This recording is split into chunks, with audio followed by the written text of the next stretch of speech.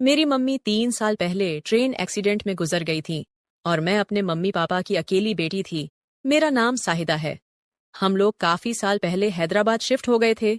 यहाँ हमारे 2-3 family friends के अलावा और कोई रिश्तेदार नहीं था। बस हम तीनों अकेले रहते थे। मम्मी के बाद हम सिर्फ 2 रह गए थे। घर में ही पापा ने जनरल स्टोरी की दुकान खोली हुई थी, जिससे हमारी इनकम होती थी।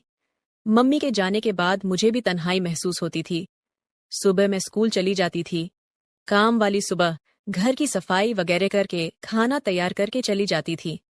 स्कूल से वापसी पर हम दोनों बाप बेटी साथ खाना खाते थे। मम्मी की कमी बहुत महसूस होती थी। इसी तरह 1 साल गुजर गया। मैं सोचती कि अगर मुझे मम्मी की इतनी कमी महसूस होती है तो पापा का क्या हाल होता होगा। मैं जवान हो रही थी। मेरा शरीर लड़की से औरत बन रहा था। फिर एक रात को जो हुआ, उससे हम दोनों बाप बेटी की जिंदगी बदल गई। जुलाई की रात थी। बहुत तेज बारिश हो रही थी। बादल बहुत जोर जोर से गरज रहे थे। मैं अपने कमरे में सहमी हुई सोने की कोशिश कर रही थी, मगर डर के मारे नींद नहीं आ रही थी। अचानक से बादल बहुत जोर से गरजा तो मेरी चीज निकल गई और जल्दी से मैं पापा के रूम की तरफ भागी और पापा के बिल्कुल सामने जा खड़ी हुई। सब कुछ इतना जल्दी में हुआ कि मैं यह भी ना देख सकी कि मेरे पापा उस वक्त अपने बेड पर बिल्कुल गलत हालत में कुछ कर रहे थे।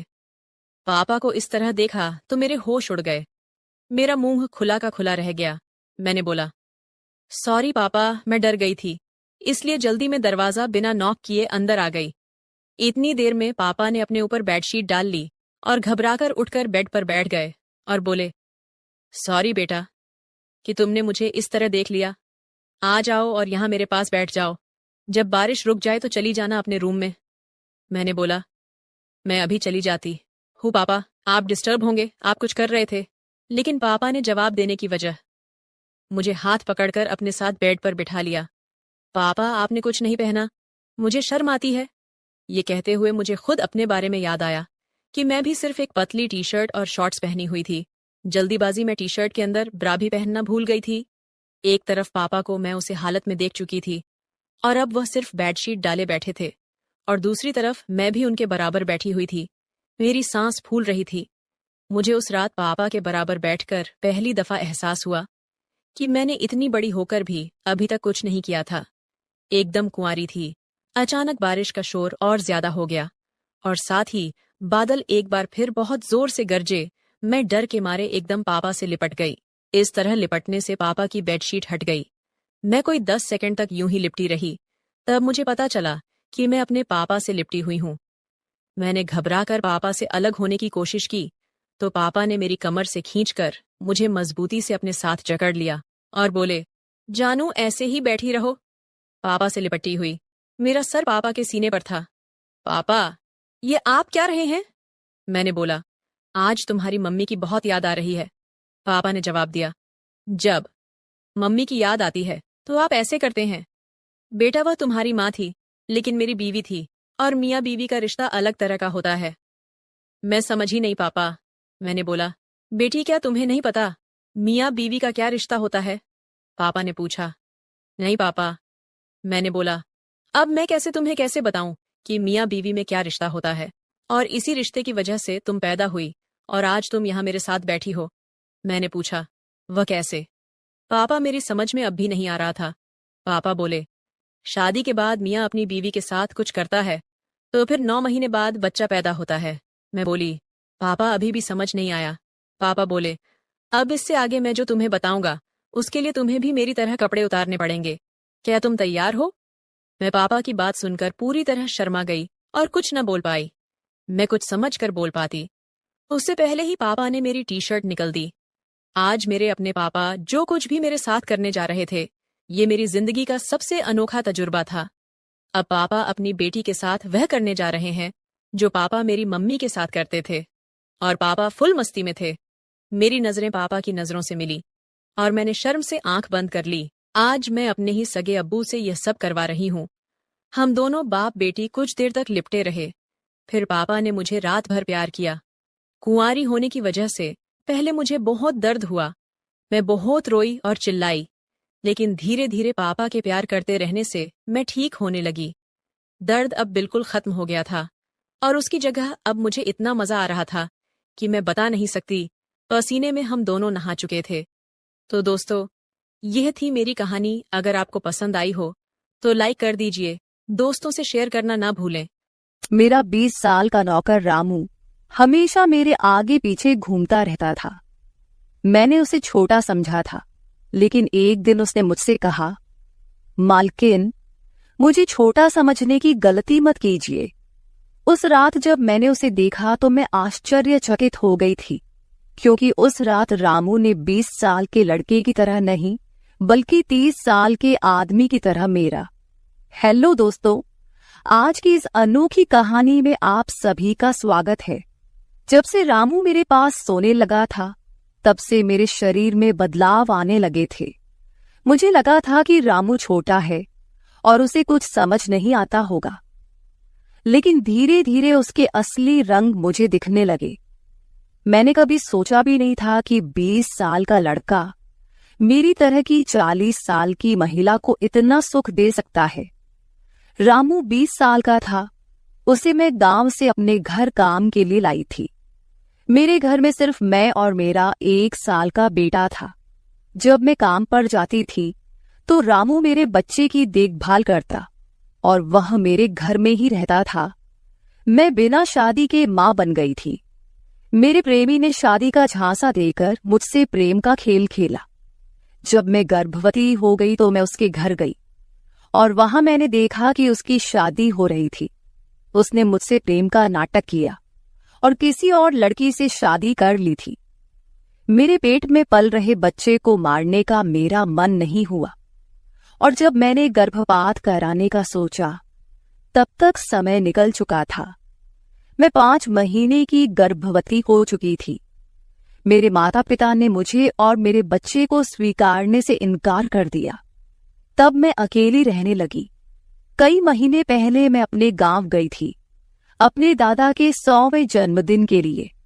मेरे दादा ने मुझे जन्मदिन का निमंत्रण भेजा था और इसलिए मैं गांव गई थी। मेरे बेटे को वहां सिर्फ मेरे दादा ने ही प्यार से गोद में लिया था। आरव उनके पास खेल रहा था। तभी ऑफिस से मेरा फोन आया और मैं कुछ देर के लिए फोन पर बात करने के लिए बाहर चली गई। जब मैं वापस आई तो मेरा आरव दादा के पास नहीं, बल्कि घर के एक नौकर के पास था। मैंने देखा कि आरव उस नौकर के पास अच्छे से खेल रहा था। मैंने अपने बच्चे को उस नौकर से लिया और वहां से जाने लगी। तभी उस नौकर ने मुझे रोका। वह कहने लगा, मालकिन, मुझे थोड़ी मदद चाहिए। मुझे पैसे की नहीं बल्कि काम की जरूरत है। उसने अपना परिचय दिया और कहा, मैं रामू हूं।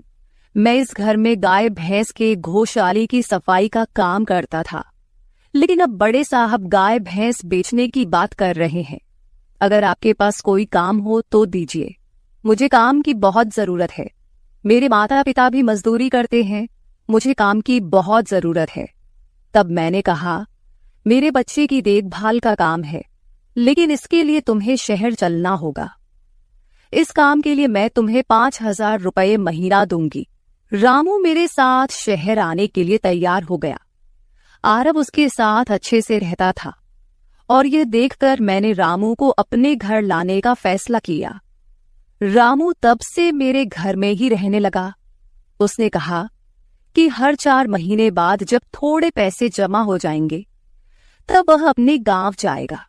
रामू दिन भर मेरे बच्चे की अच्छे से देखभाल करता और घर के कामों में भी मेरी मदद करता। रामू को घर आए 1 महीना हो चुका था और इस 1 महीने में उसने मेरा दिल जीत लिया था। उसकी देखभाल से मेरे बेटे की सेहत भी सुधर गई थी। जो आरव मुझे परेशान करता था, अब वह रामू के हाथों से अच्छे से खाना खाता था। मैंने रामू को एक अलग कमरा दिया था। एक दिन रात में आरव बहुत रोने लगा। किसी भी तरह से वह शांत नहीं हो रहा था। बच्चे के रोने की आवाज सुनकर रामू मेरे कमरे में आया और उसने आरव को मुझसे ले लिया। रामू के पास जाते ही आरव शांत हो गया था। रात बहुत हो चुकी थी। आरव रामू को छोड़ नहीं रहा था, तो मैंने रामू को अपने कमरे में ही सोने के लिए कह दिया। सुबह जब मैं उठी तो आरव रामू से लिपटकर सो रहा था। उस रात के बाद से रामू आरव के लिए मेरे कमरे में सोने लगा। रामू के आने के बाद सब कुछ अच्छे से चल रहा था। रामू के काम से खुश होकर छुट्टी के दिन मैं उसे मॉल लेकर गई। वहां मैंने उसके लिए अच्छे कपड़े खरीदे और सैलून में जाकर उसकी नई हेयर स्टाइल बनवाई। रामू देखने में अच्छा था, लेकिन वह एकदम साधारण तरीके से रहता था। उस दिन मैंने उसका पूरा लुक ही बदल दिया था। उसे नए अंदाज में देखकर मैं भी उस पर विश्वास नहीं कर पा रही थी। कल तक जो एक साधारण सा नौकर था, वह इतना हैंडसम और स्मार्ट दिख सकता है, इसकी मैंने कल्पना भी नहीं की थी। मॉल से हम घर आए तो आरव आते ही सो गया था। मैंने उसे कमरे में बिस्तर पर सुला दिया और पानी पीने के लिए बाहर जाने लगी। तभी रामू मेरे लिए पानी लेकर आया। पानी पीकर मैंने गिलास रखा और रामू मुझे तब से ही एकटक देख रहा था। जैसे ही मैंने गिलास रखा, उसने मुझे गले लगा लिया। कई सालों बाद किसी पुरुष ने मुझे गले लगाया था। मैंने उसे खुद से दूर किया। तब रामू ने कहा, मालकिन, आपकी वजह से आज पहली बार मैंने खुद से प्यार करना सीखा है। जिंदगी बहुत खूबसूरत है, बस इसे जीना आना चाहिए। आज आपने मेरा कायाकल्प करवा कर मुझ पर बहुत बड़ा उपकार किया है। मैं सच में बहुत अच्छा दिख रहा हूँ। रामू के चेहरे पर खुशी देखकर मैं भी खुश थी। अगले दिन से वह बहुत स्वच्छ और सलीके से रहने लगा था। वह 20 साल का था, लेकिन गांव का लड़का होने के कारण उसकी कद काठी अच्छी थी। वह घर में भी रोजाना कसरत करता था। उसकी लंबाई भी ठीक ठाक थी। मैंने उससे उसकी पढ़ाई के बारे में पूछा था, लेकिन उसने कहा कि अब उसका पढ़ाई से मन उठ गया है। हर सुबह ऑफिस जाने से पहले मैं अपने बच्चे को दुलार कर ऑफिस के लिए निकलती थी। आज जब मैं ऑफिस के लिए निकलने से पहले आरव को चूमने गई, तब वह रामू की गोद में था।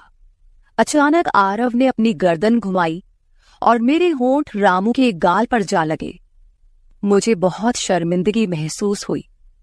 मैंने उससे माफी मांगी और ऑफिस के लिए निकल गई। शाम को जब मैं घर आई, तब भी मैं रामू की आंखों में नजर नहीं मिला पा रही थी। रामू ने आरव को खाना खिलाकर सुला दिया था। फिर हम दोनों ने साथ में खाना खाया। खाना खत्म करने के बाद मैं अपने कमरे में गई। वहां मैं अपनी दवाइयां ले रही थी। मुझे माइग्रेन की समस्या थी, उसी की दवा मैं ले रही थी। दवा लेने के बाद भी मेरा सिर बहुत दर्द कर रहा था। मैं अपने कमरे में सिर पकड़कर बैठी हुई थी। कुछ देर बाद रामू कमरे में आया। मुझे इस हाल में देखकर उसने पूछा कि क्या हुआ।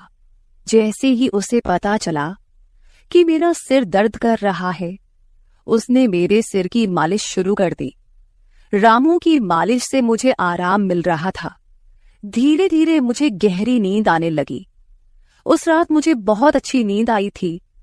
अगले दिन हमारे ऑफिस में ट्रेडिशनल डे का फंक्शन था और इसके लिए मैंने गुजराती लुक अपनाने का फैसला किया।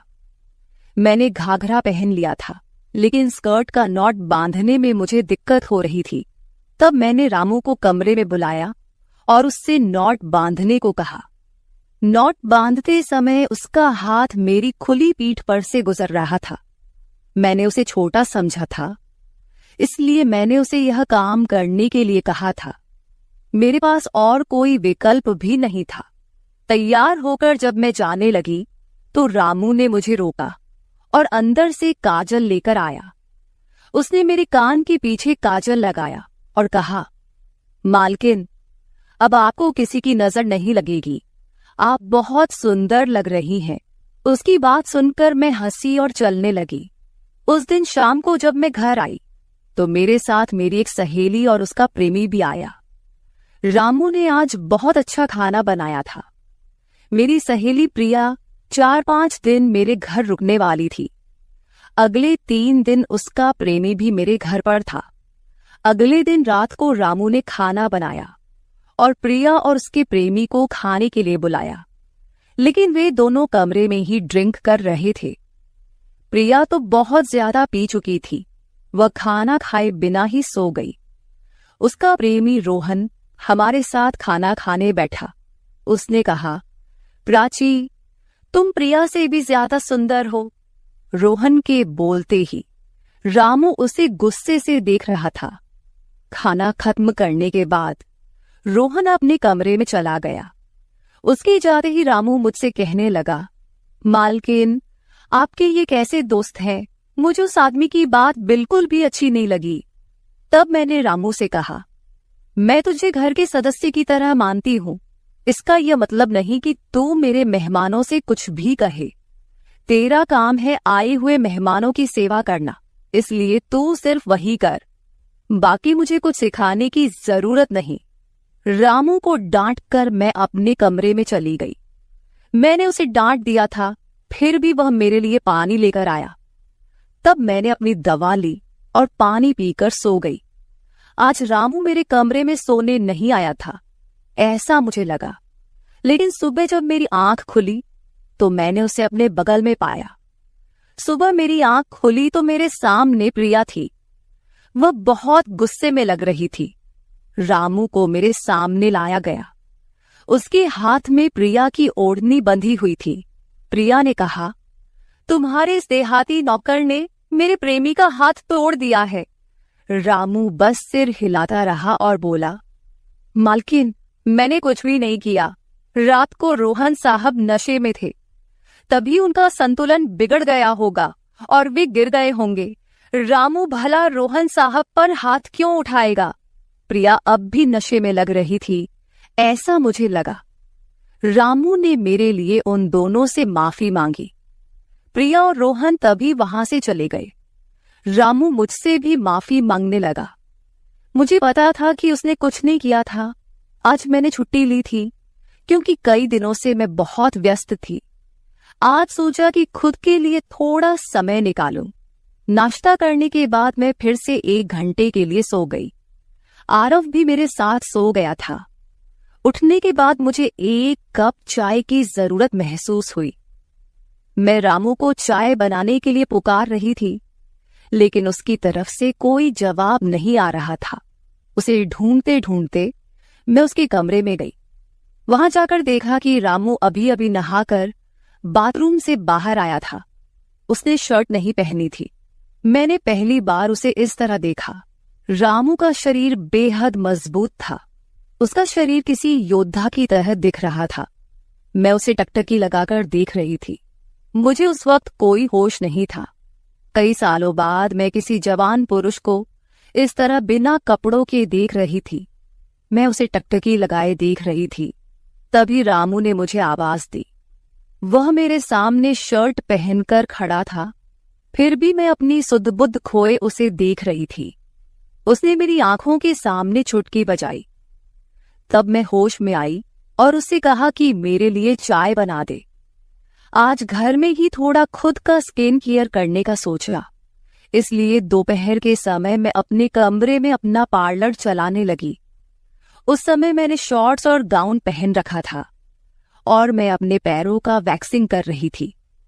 वैक्सिंग करते समय गलती से मैंने थोड़ा ज्यादा गर्म वैक्स अपने पैर पर लगा लिया, जिससे जलन हुई और मेरे मुंह से तेज आवाज निकल गई।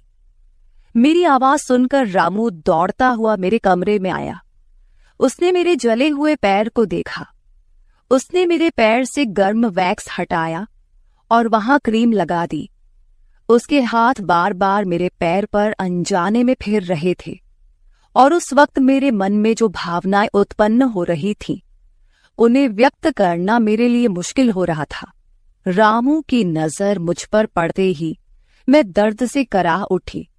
मुझे इस हालत में देखकर उसने कहा, बाई साहब, अब आप बस आराम से लेट जाइए। आपको जो भी करना है मुझे बताइए, मैं आपकी मदद कर दूंगा। मैंने उसे मेरे दूसरे पैर का वैक्सिंग करने को कहा। रामू ने जैसा मैंने बताया वैसा ही किया। उसने मेरे चेहरे की मसाज भी कर दी। उसके स्पर्श से मुझे बहुत आराम मिला। आज का छुट्टी का दिन मेरे लिए आरामदायक बीता। रामू में हर गुण भरा हुआ था। वह किसी भी काम में पीछे नहीं था। आज रात मैंने उसे मेरे कमरे में सोने के लिए मना कर दिया। दिन भर मैं घर में नहीं होती, कम से कम रात को तो मुझे मेरे बच्चे के साथ अकेले समय बिताना चाहिए। हर बार रामू का आना मुझे पसंद नहीं था, इसलिए मैंने उसे कमरे में सोने के लिए मना कर दिया। इस तरह दिन बीतने लगे। कुछ दिनों तक रामू के बिना आरव रात को सो नहीं पाता था, लेकिन धीरे धीरे उसने रोना बंद कर दिया। मुझे अपने अंदर कुछ बदलाव महसूस होने लगे थे। सुबह उठते ही मेरा शरीर बहुत दुखने लगता था। अचानक ये सब क्यों हो रहा है, समझ नहीं आ रहा था। कुछ दिनों में मेरी शारीरिक पीड़ा इतनी बढ़ गई कि मुझे बिस्तर से उठने की भी इच्छा नहीं होती थी। तब मैंने ऑफिस से 1 हफ्ते की छुट्टी ले ली। कुछ दिनों आराम किया, शायद थोड़ा ठीक हो जाऊं। अब पूरा वक्त आरव रामू के साथ रहता था। जब उसे भूख लगती तो वह बीच बीच में मेरे पास आ जाता। आज मैं अपनी कमर पकड़कर बैठी थी। रात को रामू पानी लेकर मेरे कमरे में आया। मेरी कमर पर हाथ देखकर उसने समझ लिया कि मुझे बहुत तकलीफ हो रही है। रामू ने कहा, बाई साहब, अगर आपको कोई आपत्ति ना हो तो मैं आपकी कमर की मालिश कर देता हूं। मेरी कमर इतनी दुख रही थी कि मैंने उसकी मालिश के लिए हाँ कर दी, लेकिन उससे पहले मैंने अपने कमरे की लाइट बंद कर दी। छोटे 0 बल्ब की रोशनी में मेरी कमर उसे नहीं दिखेगी, इसलिए मैंने कमरे की बड़ी लाइट बंद करके 0 बल्ब जला दिया। वह जब मालिश कर रहा था, मुझे बहुत आराम मिल रहा था। मालिश करने से मेरी पीड़ा जैसे झट से गायब हो गई थी। मालिश करते समय रामू ने मुझसे पूछा, बाई साहब, आपको आरव के पिता की कभी याद नहीं आती? आप इतनी सुंदर और जवान होकर भी अभी तक अकेली क्यों हैं? उसके सवाल का मेरे पास कोई सही उत्तर नहीं था। मैंने उससे कहा कि शायद तुम्हारे सवाल का उत्तर मेरे पास नहीं है। उस सवाल पर वहीं विराम लग गया। रामू की मालिश से मुझे अच्छी नींद आ गई थी। अगले 2 दिन बाद वह तारीख थी जब मैंने अपने प्रेमी से मुलाकात की थी। आखिर वह दिन आ ही गया। उस दिन मैंने दिन भर अपने मन को किसी न किसी काम में व्यस्त रखने की कोशिश की, लेकिन रात के अंधेरे में मुझे अपने प्रेमी की बहुत याद आ रही थी। आज वह मेरे साथ नहीं था, लेकिन वह मेरे बच्चे का पिता था। आरव को देखकर मुझे रोज उसकी याद आती थी और आज मैं अपनी भावनाओं को छुपा नहीं पाई। मैं अपने कमरे में जोर जोर से रोने लगी। आरव पास में सो रहा था, इसका भी मुझे ध्यान नहीं रहा। मैंने आज अपनी दवाइयां भी नहीं ली थीं। रामू पानी लेकर मेरे कमरे में आया। मुझे रोते हुए देखकर उसने मुझे पानी पिलाया। जब मैं शांत हुई तो उसने मुझे दवाइयां दी। मेरे रोने की आवाज से आरव हल्का हिलने लगा। वह जाग न जाए, इसलिए रामू मुझे अपने कमरे में ले गया। वहां जाकर मैंने उसे कसकर गले लगा लिया। ऐसा लग रहा था कि मैंने अपना होश खो दिया था। मेरा रोने का कारण सुनकर रामू भी शांत हो गया था। वह लगातार मेरे आंसू पोंछ रहा था। रोते रोते मैंने उसका कंधा पकड़ लिया। धीरे धीरे मैंने उसे और करीब खींच लिया। मैंने उससे कहा, रामू, आज की रात मैं तुम्हारे साथ बिताना चाहती हूं। तब रामू ने कहा, भाई साहब, मैं अभी छोटा हूं, मुझे कुछ भी नहीं आएगा। उसकी बात सुनकर मैंने उसे और पास खींच लिया। उस रात मैं उसके कमरे में थी, लेकिन सुबह जब मैं उठी तो वह मेरे पास नहीं था। उसकी शर्ट वहीं पड़ी हुई थी। जब मैं बाहर गई तो मैंने देखा कि रामू मेरे बच्चे को दूध और बिस्किट खिला रहा था। मुझे आरव का ख्याल नहीं आया था, लेकिन रामू ने नहीं भुलाया। उसने हम दोनों माँ बेटे को खुश कर दिया था। रात की थकान के बाद मैं सुबह देर से उठी थी। दिन भर रामू ने मुझसे नजरें नहीं मिलाईं। आज प्रिया मुझसे मिलने घर आई थी। वह रामू की तरफ देख भी नहीं रही थी। रामू ने उसे पानी दिया और कमरे से बाहर चला गया। थोड़ी देर बातें करने के बाद प्रिया जाने लगी। जाते समय उसने मुझसे कहा, जितनी जल्दी हो सके अपने नौकर को यहां से निकाल दो। वह दिखने में जितना मासूम लगता है उतना है नहीं। उसकी बात का मैंने खास ध्यान नहीं दिया। रोज की तरह रात को खाना खाने के बाद रामू ने मुझे पानी का गिलास मेरे कमरे में लाकर दिया और उसने आरव को भी सुला दिया था। आरव आज बाहर हॉल में झूले में सो रहा था। रामू उसकी देखभाल कर रहा था। मैंने अपने कमरे की लाइट बंद कर दी और सो गई। कुछ समय बाद मुझे आरव की आवाज सुनाई दी। उसकी आवाज से मेरी नींद खुली। मैं उठने वाली थी कि तभी उसकी रोने की आवाज बंद हो गई। कुछ समय बाद मुझे अपने कमरे का दरवाजा खुलने की आवाज सुनाई दी। मैं चुपचाप सब देख रही थी।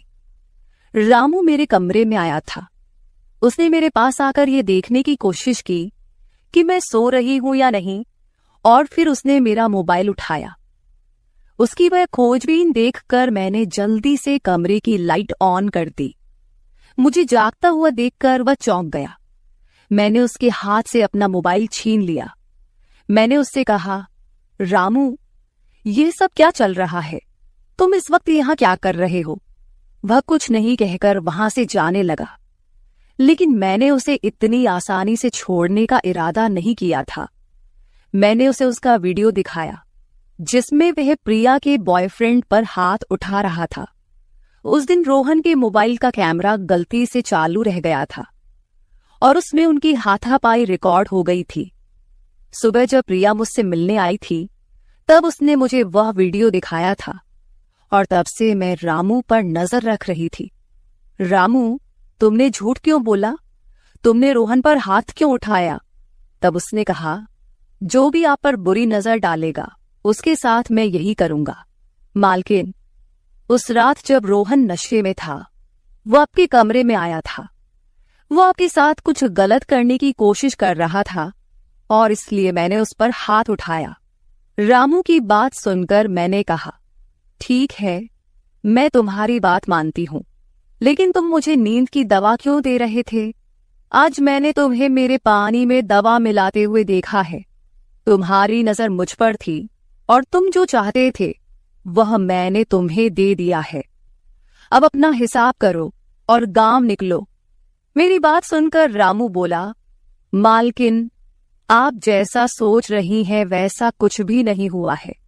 कल रात मैंने आपके साथ कुछ भी गलत नहीं किया। मैंने आपके पानी में नींद की दवा मिलाई थी जिससे आप मेरे पास आते ही सो गई थीं और मुझे आपके साथ कुछ भी गलत नहीं करना था। कुछ दिन पहले मैंने आपको रात में फोन पर बात करते हुए देखा था। मैंने आपकी बातें सुनी थी। आप फिर से अपने उस प्रेमी से मिलने की तैयारी कर रही थी। आपकी मुलाकात आपके ही घर में तय हुई थी। मुझे यह सब पता था। आप उससे ना मिले, इसलिए मैं आपको रात में नींद की दवा दे रहा था। वह व्यक्ति अब भी आपको धोखा दे रहा है।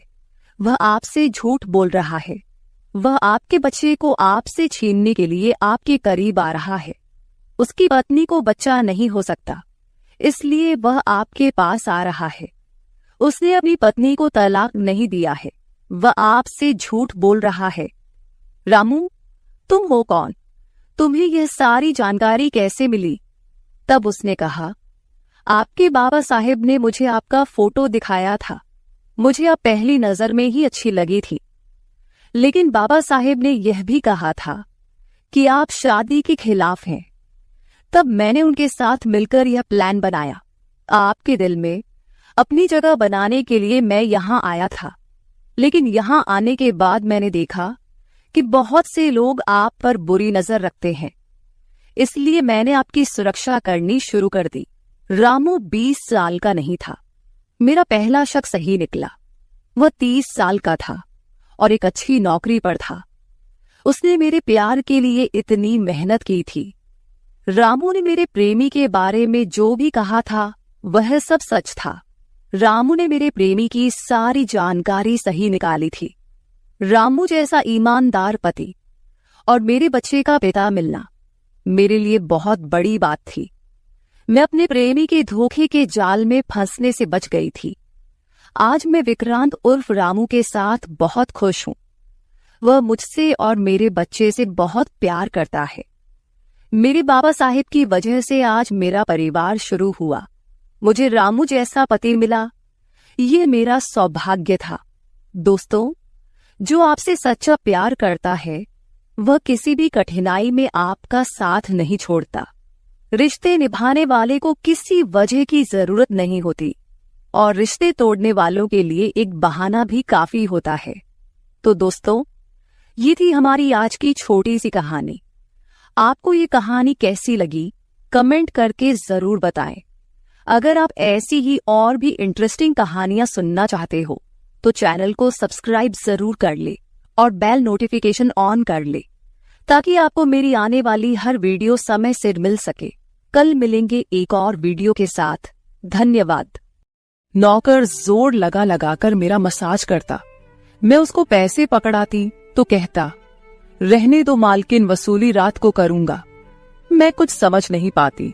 जैसे जैसे वह मसाज करता मुझ पर खुमारी बढ़ती ही जाती और मैं सुकून से गहरी नींद सो जाती। लेकिन एक रात मुझे नींद नहीं आई। मेरे तो होश उड़ गए जब उस रात मसाज करते करते उसने, मेरा नाम दामिनी है, मैं बहुत खूबसूरत थी, इसीलिए शादी से पहले हर दिन मेरे लिए रिश्ता आता था। मैं अपने माँ बाप की इकलौती बेटी थी, इसलिए मेरा बाप चाहता था कि मैं डॉक्टर बनकर उसका नाम रोशन करूं। मगर जब मेरे लिए इतने अच्छे रिश्ते आते थे तो मेरी माँ मुझे कहती कि तुम अपनी पढ़ाई छोड़ दो ताकि मैं तुम्हारी शादी कर दूं। मगर मैं अपनी माँ से कहती थी कि मुझे तो डॉक्टर बनना है। मगर ये सुनकर मेरी माँ को गुस्सा आ जाता था और वह कहती थी कि तुम अभी शादी कर लो, ये डॉक्टर की पढ़ाई बाद में कर लेना। मगर मेरा बाप नहीं मानता था, इसलिए मेरी माँ एक बुजुर्ग बाबा के पास गई और उनसे कहा कि मैं अपनी बेटी की शादी करना चाहती हूँ। मगर उसका बाप नहीं मान रहा। कोई ऐसा ताबीज दो कि उसका बाप शादी के लिए फौरन मान जाए। उस बुजुर्ग ने मेरी माँ से 2000 रुपए लिए और ऐसा ताबीज दिया कि मेरा बाप मेरी शादी के लिए फौरन मान गया।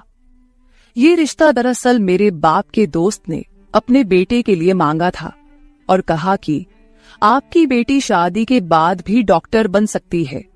ये सुनकर मेरे बाप ने उससे शादी के लिए फौरन हाँ कह दिया और मैं विदा होकर अपने ससुराल आ गई। मेरे ससुराल वाले बहुत अमीर थे, इसलिए मैं और मेरे पति अलग घर में रहते थे।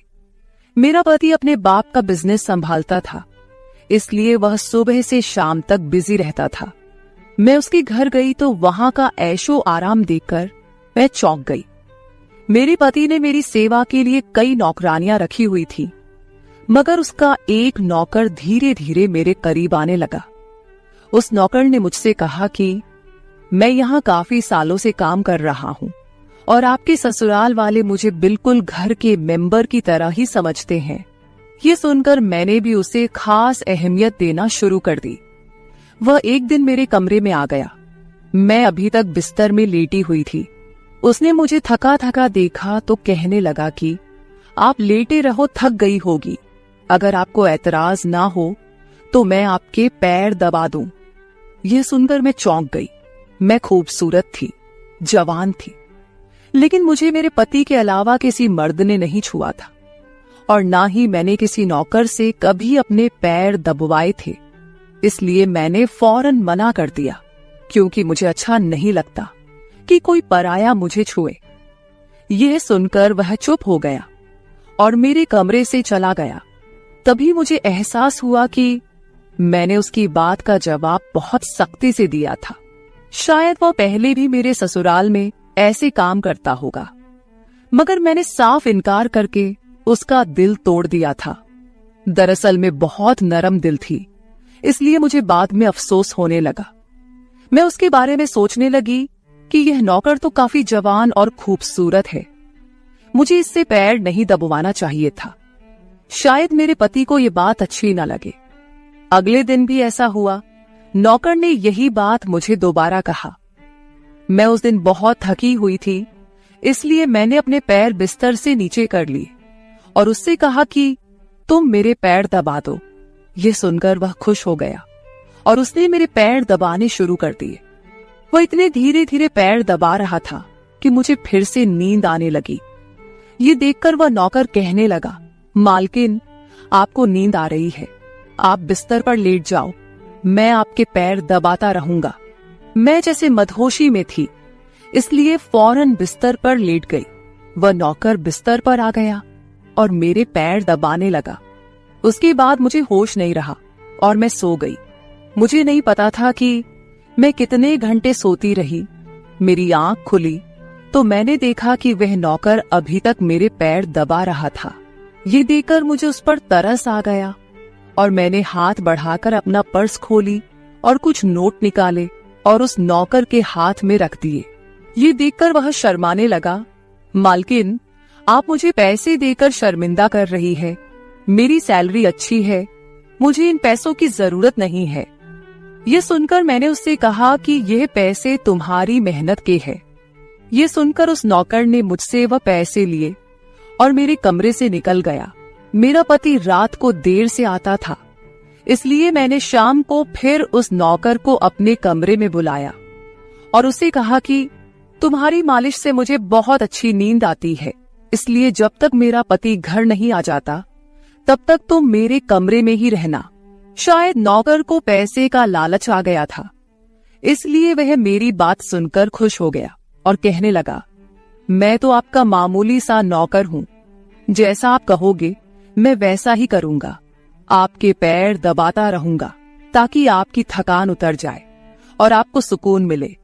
ये सुनकर मैंने उससे कहा कि तुम्हारे हाथों में जादू है, इसलिए तो मेरी सारी थकावट उतर जाती है। एक दिन नौकर ने मुझसे कहा कि आपकी सास भी कभी कभी मुझसे मसाज करवा लेती थी। ये सुनकर मैं चौंक गई।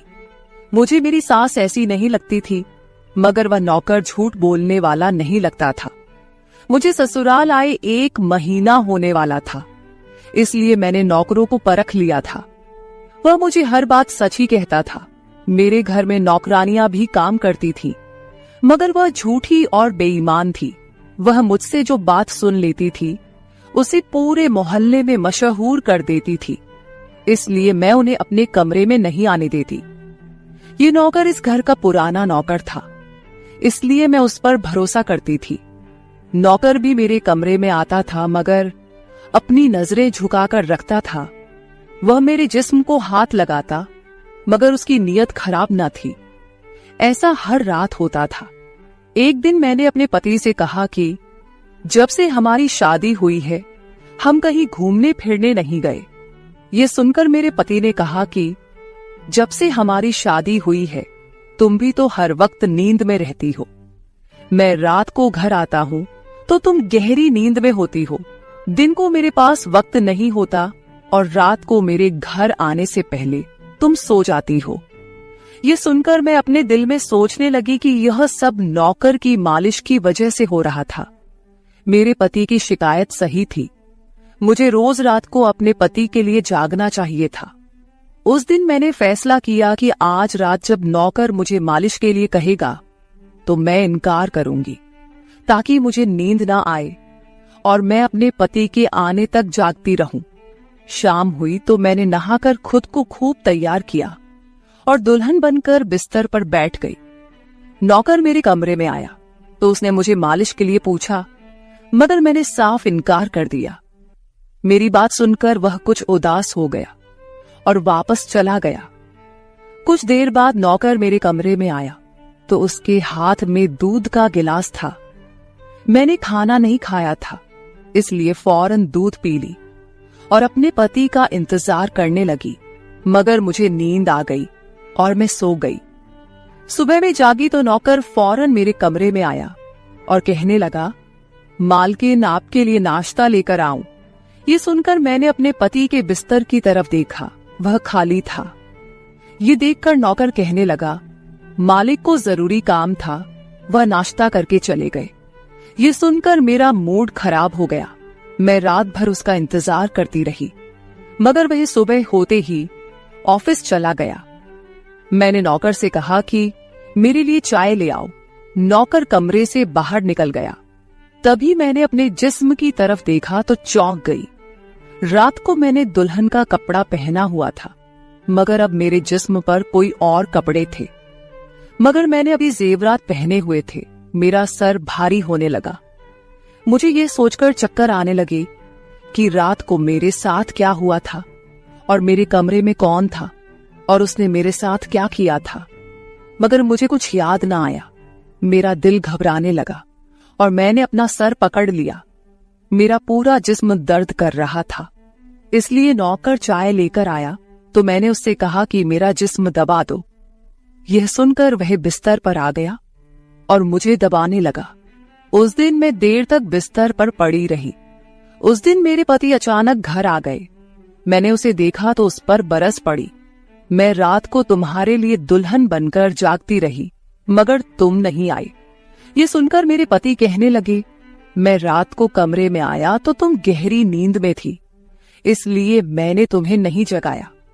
ये सुनकर मैं चौंक गई, मगर मेरे कपड़े किसने बदली किए और नींद पूरी होने के बावजूद मेरा जिस्म क्यों दर्द कर रहा है।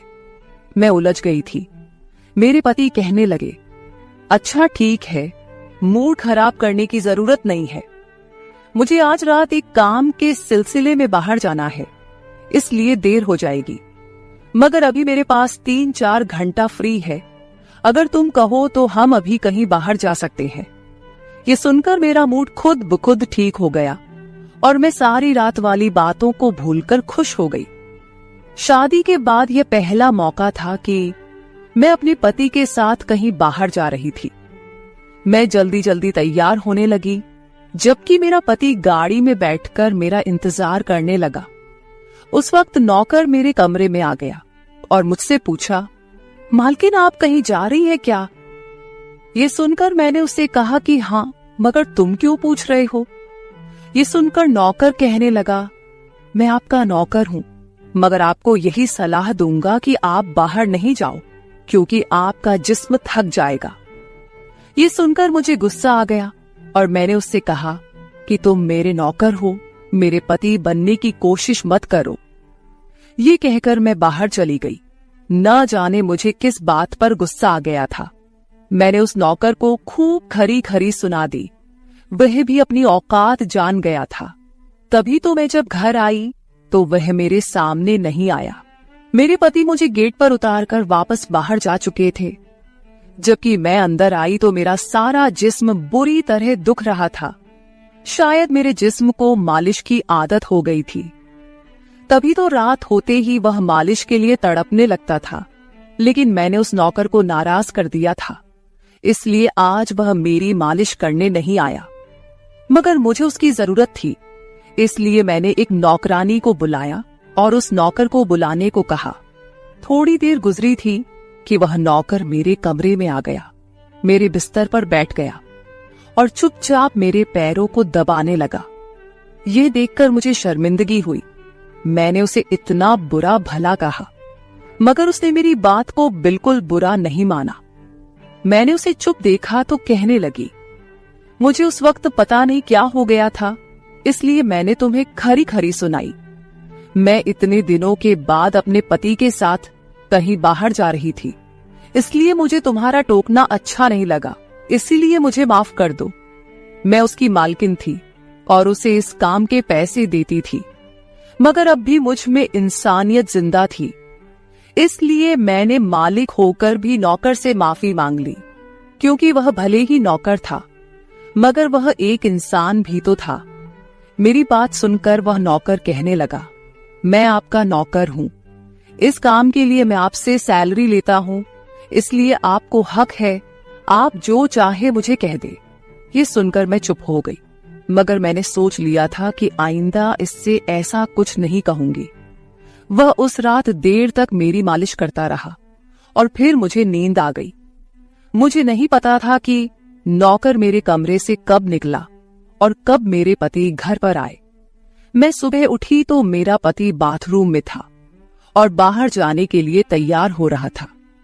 मैं उसे हैरानी से देखने लगी। पता नहीं आजकल मुझे क्या हो रहा था। नौकर की मालिश से मुझे इतनी गहरी नींद आती कि मुझे किसी बात का होश ना रहता था। मुझे इस बात का भी पता नहीं चलता था कि मेरा पति कब कमरे में आता था।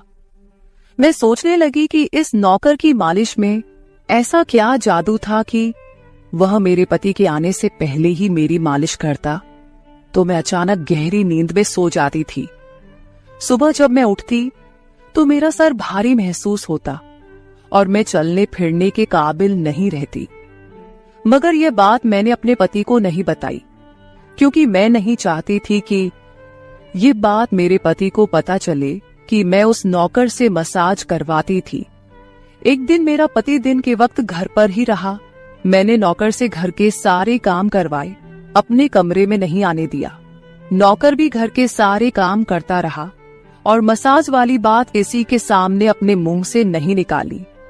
मैं भी चाहती थी कि यह बात किसी को पता ना चले। इस दौरान जब मेरा पति घर से बाहर जाता था, मैं उस नौकर को कमरे में बुला लेती थी।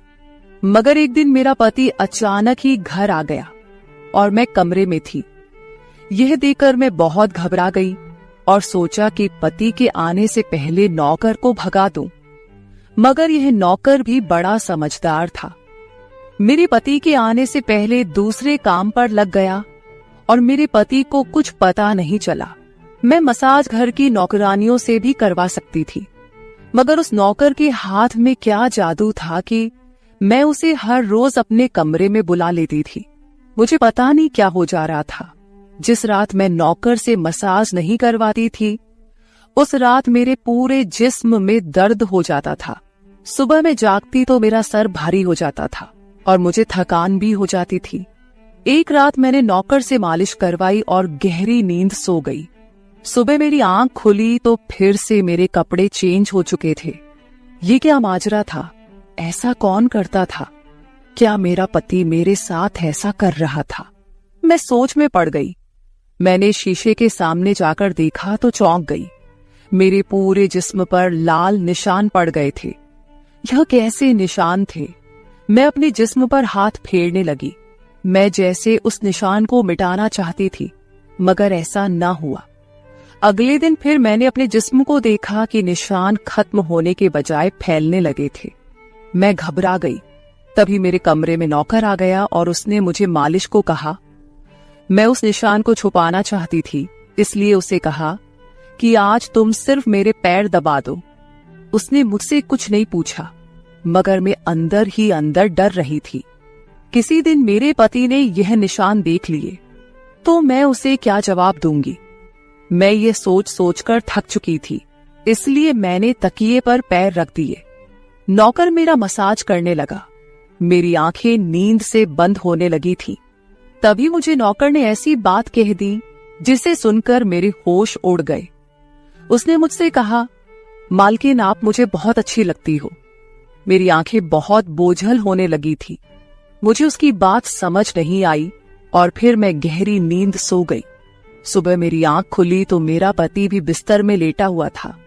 मेरा सर भारी हो रहा था और जिस्म दर्द से छूट रहा था, मगर उसके बावजूद मैं अपने पति के करीब गई और उसे धीरे से उस निशान के बारे में बता दिया।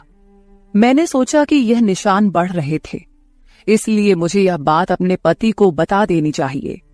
ये सुनकर मेरे पति ने मेरे जिस्म से कपड़ा हटाया तो वह उछल पड़ा। वह मुझसे दूर हो गया और कहने लगा, तुमने मुझे धोखा दिया है, बेवफाई की है और तुम्हें उसी की सजा मिली है। यह कोई बीमारी नहीं है, बल्कि तुम्हारा गुनाह है। मुझ में क्या कमी थी जो तुमने दूसरा मर्द तलाश कर लिया?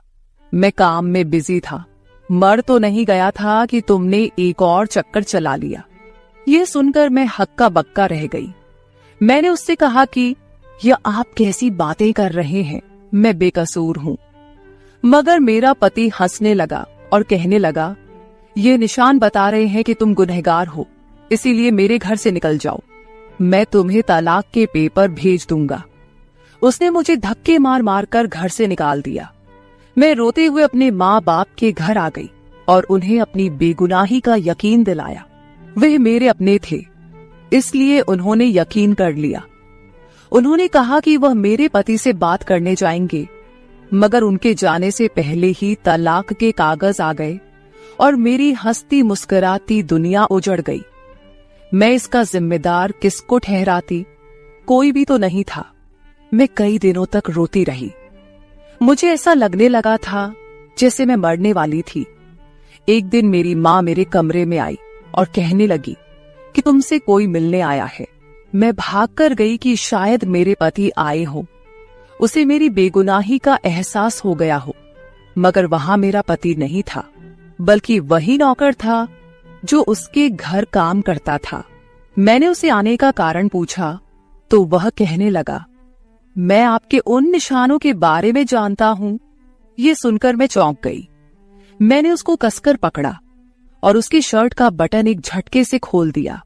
मुझे अब समझ आया कि मेरे पति ने मुझ पर इतने गंदे इल्जाम क्यों लगाए थे। ये कहकर मैंने नौकर के सीने पर मुक्के मारने शुरू कर दिए। मैंने कहा, ये निशान मेरे जिस्म पर कैसे आए? तुमने मसाज के बहाने मेरे साथ क्या क्या किया था? मुझे सच सच बताओ। ये सुनकर नौकर ने मेरे दोनों हाथ पकड़ लिए और कहने लगा, मेरा नाम राजेंद्र है और मैं तुम्हारे साथ यूनिवर्सिटी में पढ़ता था, मगर मुझे तुमसे प्यार हो गया। मैं भी डॉक्टर बनना चाहता था और मैंने सोचा था कि जब हम दोनों डॉक्टर बन जाएंगे तो मैं तुम्हारे बाप से तुम्हारा हाथ मांग लूंगा।